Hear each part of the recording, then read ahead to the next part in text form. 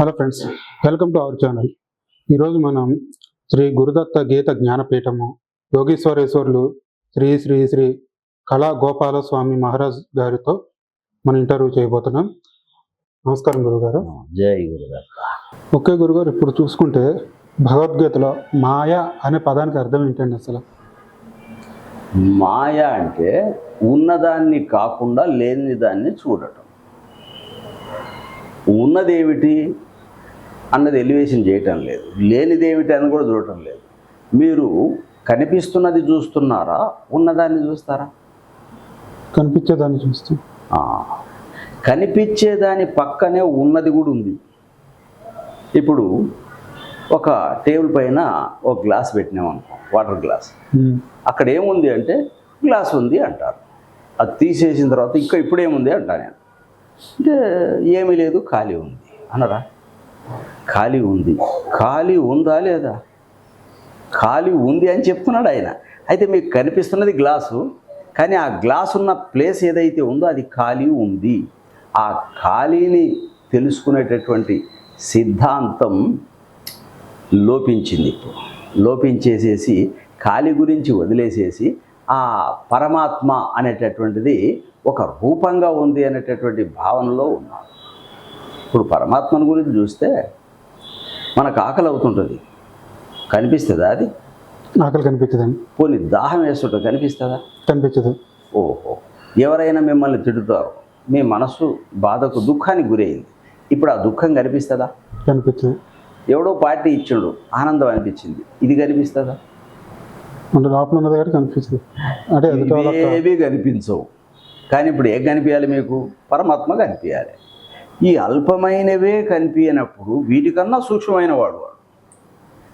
ఇప్పుడు కనిపించదు అనేటటువంటి మాట దగ్గరికి వస్తే, ఇప్పుడు మనం కూర్చున్న చోట బ్యాక్టీరియా ఉంది కానీ కనిపించదు. కానీ అది కనిపించదు. దేనికి కనిపించదు? మీ కంటికి కనిపించదు. అదే మైక్రోస్కోప్ తెస్తే కనిపిస్తుంది. అంటే దాని ద్వారా అయితే కన్ను డైరెక్ట్గా చూసేదానికన్నా దాని ద్వారా బాగా చూడగలుగుతుంది కదా, అంటే దాని ద్వారా కనిపిస్తుంది. సో అట్లా ఈ సూక్ష్మమైనటువంటి విషయాలు దాటి వెళ్ళగలిగితే కనిపిస్తుంది. ఆ కనిపించేది మనం ఏమనుకుంటున్నాము? నా కంటికి పరమాత్మ కనిపించాలి. మన దగ్గర ఒక 5 ఇంద్రియాలు ఉన్నాయి, సెన్సార్ ఆర్గాన్స్ 5.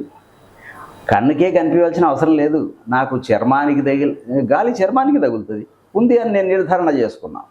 కానీ నాకున్న 5 ఇంద్రియాల్లో దేనికి తాకినా నేను ఉన్నదని సర్టిఫై చేస్తాను.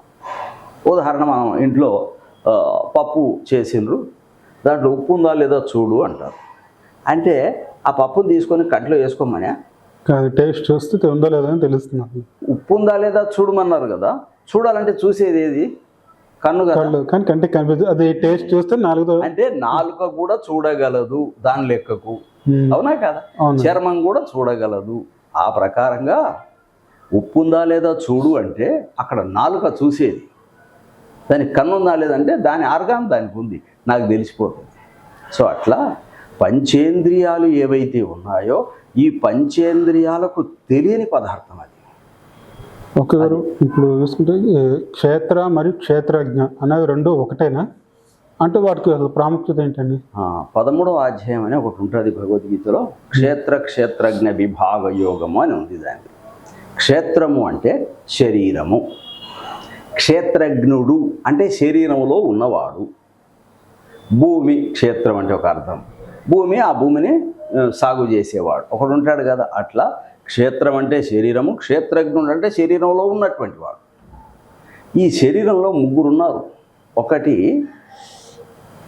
క్షరుడు అంటే నశించేవాడు, అక్షరుడు నశించని వాడు. ఈ 2 కన్నా ఇంకొకడు ఉన్నాడు, వాడు పురుషోత్తముడు.